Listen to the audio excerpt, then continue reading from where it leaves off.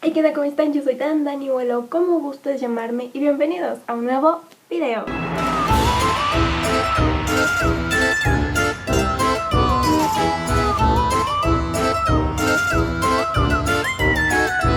Amigos, ¿cómo están? Ya saben, ya estamos de que en mero Día de Muertos, mero Halloween, como le gusten llamar, no hay problema. Y hoy, como vieron en el título de este video, les voy a estar narrando algunas historias tipo paranormales que ustedes me mandaron y unas cuantas leyendas pues de aquí, de México, de algunos estados, que es el estado de México, de Hermosillo, de Coahuila, de la Ciudad de México, o sea, ¿no? Como para que conozcan un poquito, ¿no? Más de nuestra cultura. Si son de México y no se lo saben, pues pueden aprender un poquito más. Y si no son de México, pues también para que conozcan más de todo este bello país. Y pues ahora sí, vamos a narrar nuestras historias de miedo. Vamos a darle. Esta leyenda se titula El garrotero del Puente Negro y es de Torreón, Coahuila. En 1912, año en que la Revolución Mexicana estaba en su auge, fue inaugurado en la Perla de la Laguna el famoso Puente Negro, el cual hoy en día es de otro color. Este puente está en medio de Torreón y Gómez Palacio. Se encuentra en el lecho del río Nazas. En este lugar trabajaron jornaleros. Desafortunadamente, muchos de ellos perdieron la vida debido al paso del tren. Mismo tren que destrozaba los cuerpos de las víctimas. Uno de estos trabajadores fue el garrotero del Puente Negro. Hombre que murió aplastado por el tren y a quien una persona aseguró verlo. Este sujeto, que vio al fantasma, dijo que se acercó al lugar donde estaba el garrotero. Sin embargo, ya no había nada. Al día siguiente regresó y se percató que en el sitio se encontraban restos humanos. Con temor, el hombre se fue del lugar. No obstante, no fue el único testigo de las apariciones del garrotero del Puente Negro. Un joven llamado Carlos Piña dijo que, al transitar por estos rumbos, alguien comenzó a seguirlo. Se dio cuenta que era una persona de la tercera edad y al voltear a verlo, no tenía piernas. El joven quedó aterrorizado. Como pudo, huyó del lugar para contarles a todos sus allegados de lo sucedido. Así que ya sabes, si algún día te sientes solo, puedes ir. Y muy seguro conseguirás compañía con el garrotero del Puente Negro. Esta me la mandó Diego y dice: la primera se desarrolla en Tlaxcala. Lo que pasó fue cuando era niño.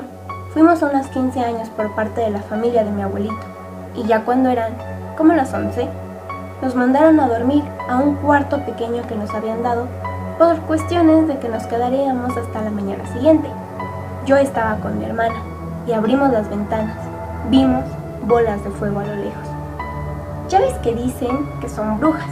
Mientras más lejos las bolas de fuego, más cerca de ti, y mientras más cerca se ve, más lejos está de ti. Pero nosotros vimos una gran bola de fuego que se alejó muy rápidamente. Yo, como buen hermano mayor, cerré la ventana rápido. Mi hermana preguntó por qué y le expliqué la situación de las brujas. En ese momento empezaron a azotar horrible la ventana, lo cual era imposible porque estábamos en un segundo piso. Nadie la alcanzaba. Y luego fue la puerta. Nos espantamos mucho y en eso se escuchó la voz de unos familiares que entraron. Nos pusimos a gritar y en eso llegó mi abuelo con otro de su familia. Nos sacaron del cuarto y lo cerraron. Empezaron a gritarle o a decirle cosas a la ventana. Esa misma noche nos regresamos a la ciudad. Esta segunda me la mandó el mismo Diego, pero le pasó a su mamá y a su tía. Dice así: sucedió rumbo a Querétaro, en el pueblo de mi abuelita. Fue después de la muerte de mi bisabuela. Mi mamá y mi tía iban a ir con otra tía para preparar la comida que se daría en el entierro. Y la casa donde iban a preparar todo Estaba a una hora. Eran como las 5 de la mañana y se sabía más o menos el camino.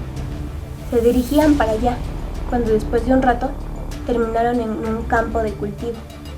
Estaban sacadísimas de onda, hasta que se escucharon muchas voces de personas. Se dirigieron para preguntar. En eso, escuchan una voz melodiosa. Mi mamá pensó que estarían celebrando algo. Y entonces, mi tía escucha un río. Le dice que no eran personas, sino que era la Llorona. En ese momento, ya no escucharon voces ni la melodía. Empezaron a escuchar un gran y fuerte lamento. Se echaron a correr de vuelta al auto. Entonces, mi madre cuenta que pasó lo más extraño.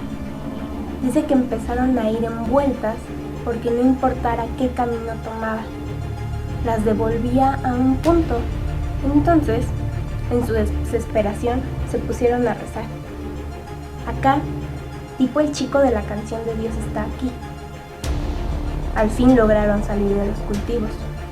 Conducieron y llegaron a la casa de mi otra tía. Le contaron lo sucedido. Dicen que se desesperó bien feo.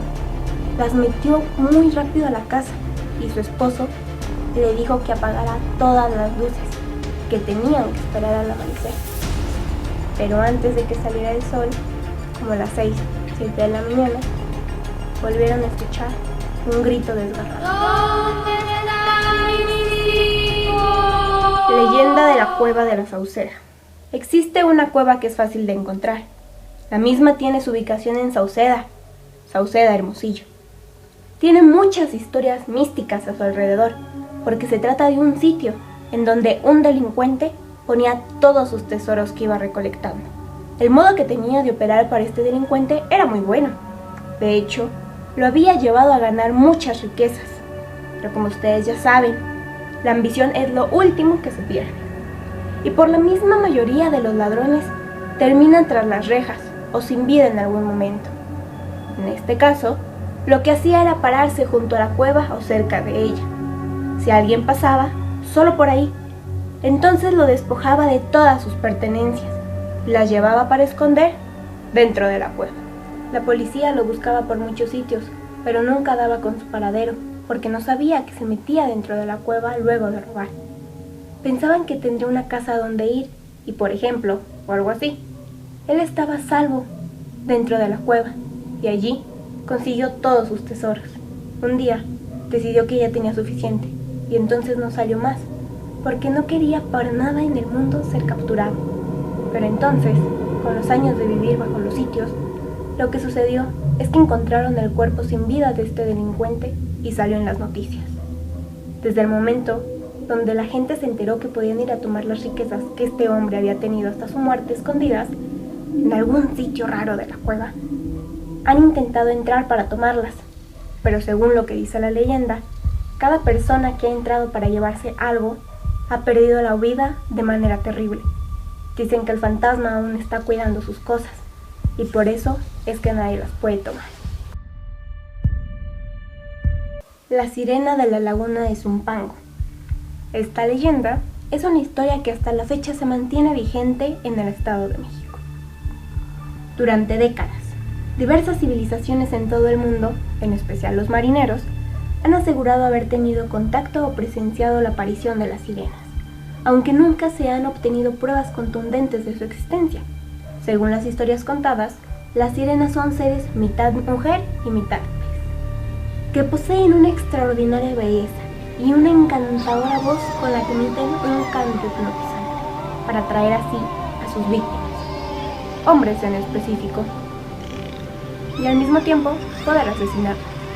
Así nace la leyenda de la sirena del lago de Zumpango. El lago de Zumpango se localiza en el Estado de México, entre los municipios de Zumpango y Teoloyucan, muy cerca de la base militar de Santa Lucía, donde ahora se planea la construcción del nuevo aeropuerto. Y actualmente se ha convertido en un sitio turístico en el que puedes pasear en la lancha o hasta dar un recorrido en globo. Sin embargo, existe una misteriosa leyenda de una sirena que habita en sus aguas dulces, quienes según los vecinos aparece por las tardes. La leyenda de la sirena del lago de Zumpango cuenta que por los años 60 era común que jóvenes varones desaparecieran en la zona, hasta que un día, un joven que caminaba por la orilla del lago al anochecer, escuchó un canto que lo atraía con fuerza hacia la laguna. Se cuenta que el hombre perdió el conocimiento, pero al despertar, se encontró en el interior de una cueva, en donde lo observaba una hermosa sirena, aunque él solo había escuchado de ellas en relatos antiguos. La sirena de inmediato quedó cautivada porque el joven era muy bien parecido, así que decidió no matarlo, por lo que él le suplicó que lo dejara regresar al pueblo, ya que su madre se encontraba muy enferma, y le pidió que le permitiera ir a avisar que se encontraba bien. La sirena aceptó dejarlo ir, pero con una condición: el joven debía regresar.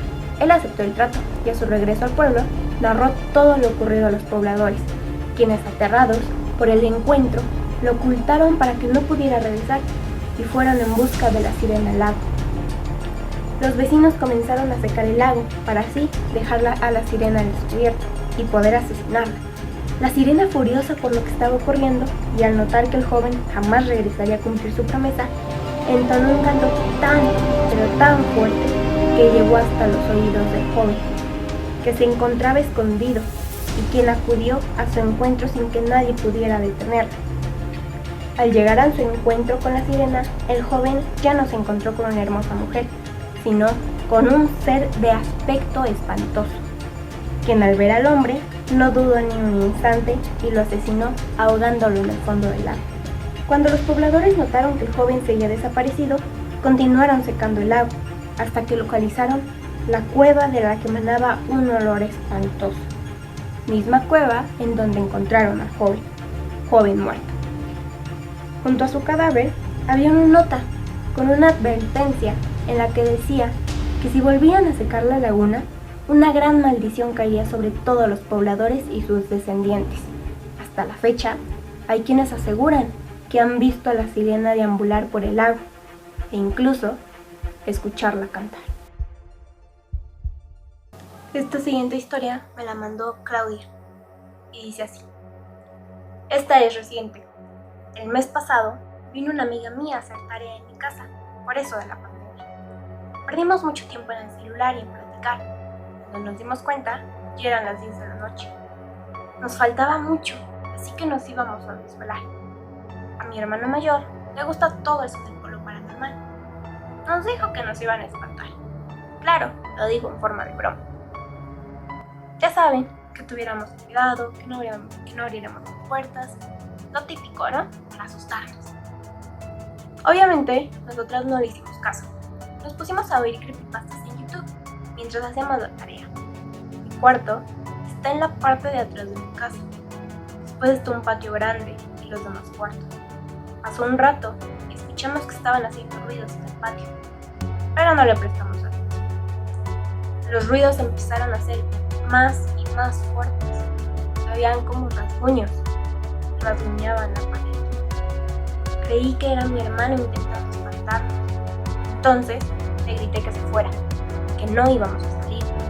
Los rasguños pararon en un instante y luego tocaron la puerta. La empezaron a tocar con muchísima fuerza que casi la tira. Siguieron tocando y tocando. A mi amiga y a mí nos dio muchísimo miedo. Comenzamos a llorar. Yo seguí gritando el nombre de mi hermano para que se fuera. Pero lo que más me aterró fue que cuando dije: Jorge, vete, se escuchó una risa espantosa. Ahí fue cuando me di cuenta que no era mi hermano. No hice otra cosa más que gritar, abrazar a mi amiga y llorar. Mi amiga comenzó a insultarla diciendo que se fuera. Duró como 3 minutos tocando la puerta y riéndose como loca. Cuando de repente todo terminó de un instante a otro. Tengo mucho miedo, hasta que mi amiga me motivó. Salimos corriendo al cuarto de mi hermano, le contamos todo y nos quedamos ahí con él esa noche. Mi amiga ya no quiere venir a mi casa y yo ya no duermo en el último cuarto. Esta siguiente historia es sobre Tlahuelpuchis, las vampiras de Tlaxcala. Dice así: desde la época prehispánica, la gente de Tlaxcala le ha temido a algo que va más allá de su entendimiento.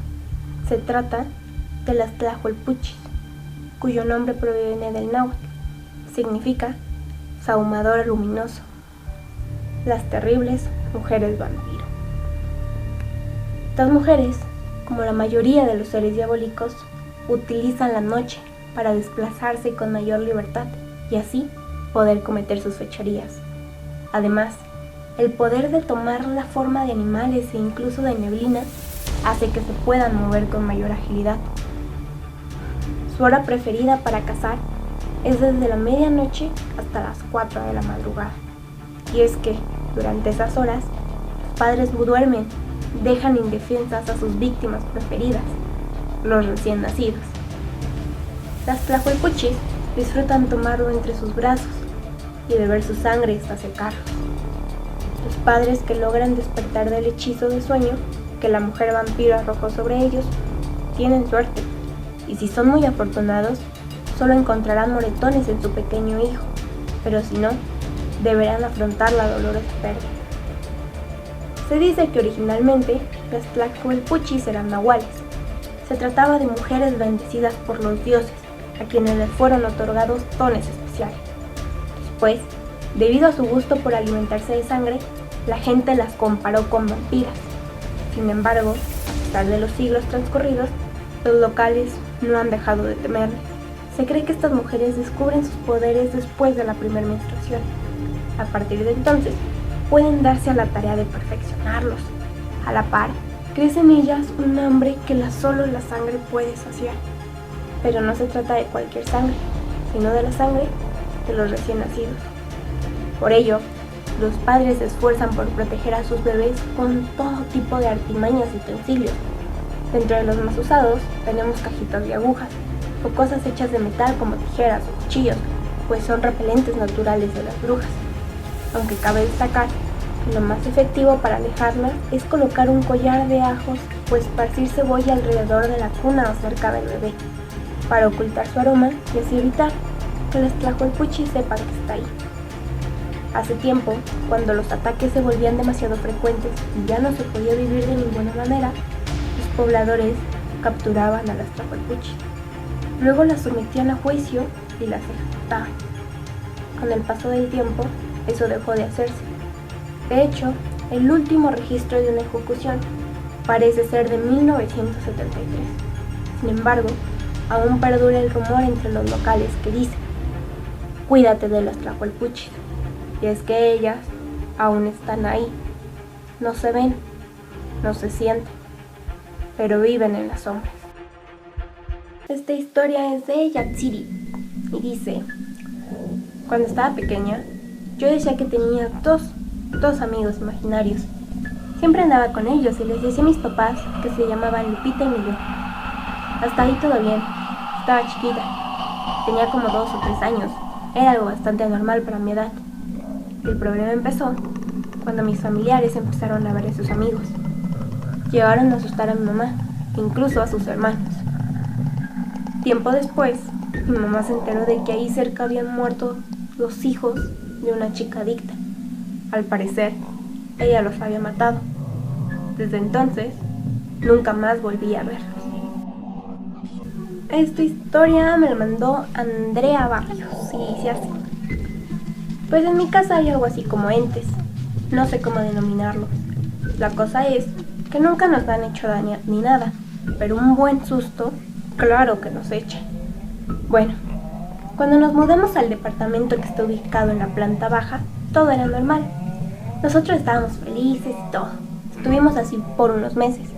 El problema que tuvimos fue cuando empezamos a escuchar ruidos que provenían del departamento de arriba, así como canicas, pisadas. Ok, pensamos que eran las personas que vivían ahí, pero sorpresa, arriba no vivía nadie. Bueno, no había problema, así que seguíamos viviendo normalmente. El problema empezó cuando se empezaron a escuchar voces y a ver visiones. Por ejemplo, escuchábamos la voz de mi mamá llamándonos a la cocina, pero cuando íbamos no había absolutamente nadie. Cuando buscábamos a mi mamá, ella estaba en su cuarto. Una fue cuando yo vi a mi hermana sentada en su cuarto, cuando yo iba camino a la cocina. Y cuando llegué a la cocina, ¡pam!, ahí estaba mi hermana. Era como si hubiera algo, no sé, tipo un agujero de gusano, qué sé yo. La cosa es que ese tipo de cosas pasaban frecuentemente. Pero como normalmente ninguna pasaba tiempo en la casa, todos salíamos a estudiar, trabajar, etc., no le tomamos mucha importancia. Hasta una amiga de mi mamá le comentó que ella sentía que el ambiente era muy pesado. En fin, mi familia y yo no creemos en nada de ello. Pero resulta que mi hermanita de 9 años empezó a actuar muy extraño. No estaba poseída ni nada, pero de la nada le empezó a dar miedo de quedarse sola en cualquier lugar. Cabe recalcar que mi hermana no le tiene miedo a nada. La cosa es que trasladamos su cama a mi cuarto y ella podía dormir tranquila. Sin embargo, seguía teniéndole miedo a quedarse sola en una sola habitación. Bueno, llegó la cuarentena. Todos tuvimos que quedarnos en casa y como todos nos quedamos en casita, la casa se sentía algo llena. A veces dormíamos todos en el cuarto de mis papás para ver una película y esas cosas estaban dejando de pasar. De hecho, nunca consideramos malignas todas estas manifestaciones ni nada por el estilo. Pero bueno, normal. Para ese punto, mis papás ya estaban algo preocupados al respecto. Pero X. Mis tías llegaron de viaje. Ninguna de ellas tienen hijos. Excepto una, pero convivían en una casa, en otro por así decirlo, estado. Bueno, una de mis tías se contagió de coronavirus y 2 de ellas son delicadas, así que nosotros decidimos darles resguardo en nuestra casa porque ya no se manifestaba nada. Hasta que una de ellas, no sabemos si tuvo una pesadilla o si en verdad le pasó. Ella dijo que se sintió muy real para hacer pesadilla, pero la verdad no sabemos. Dice que a ella le tomaron por los brazos en la noche. Fue algo así como si alguien le estuviera advirtiendo acerca de algo, pero ella no entendía. Ella dijo escuchar golpeteos en la ventana por ahí de las 3 de la mañana. Esa misma noche se despertó bien asustada y como todos dormíamos se aguantó. Se quedó viendo su celular todo lo que resta de la noche. Cuando nos contó en la mañana lo sucedido, yo no le hubiera creído. Yo no le hubiera creído si yo no hubiera escuchado también los mismos golpeteos en mi ventana. Y bueno amigos, esto fue todo por el video de hoy. En verdad espero les haya gustado mucho. Espero también mi papel de narradora, mi papel de seriedad y terrorificosidad se los haya transmitido, porque de verdad, ay, no saben el relajo que fue grabar este video. Primero lo grabé, no me gustó. Entonces después dije, no, es que como que no me gusta. Ustedes saben que constantemente mis videos ando moviendo las manos, todo eso, y pues como que lo serio no se me da. Entonces digo, ahorita dije, ok, ya, momento serio a grabar. Así que espero les haya gustado mucho, espero les no sé, hayan conocido y les haya interesado conocer un poquito más sobre la cultura de los muertos y todo esto sobre México. Yo les mando un beso muy grande. Recuerda que soy Dani, bueno, como gustes llamarme, y yo te veo a ti en un próximo video. Adiós.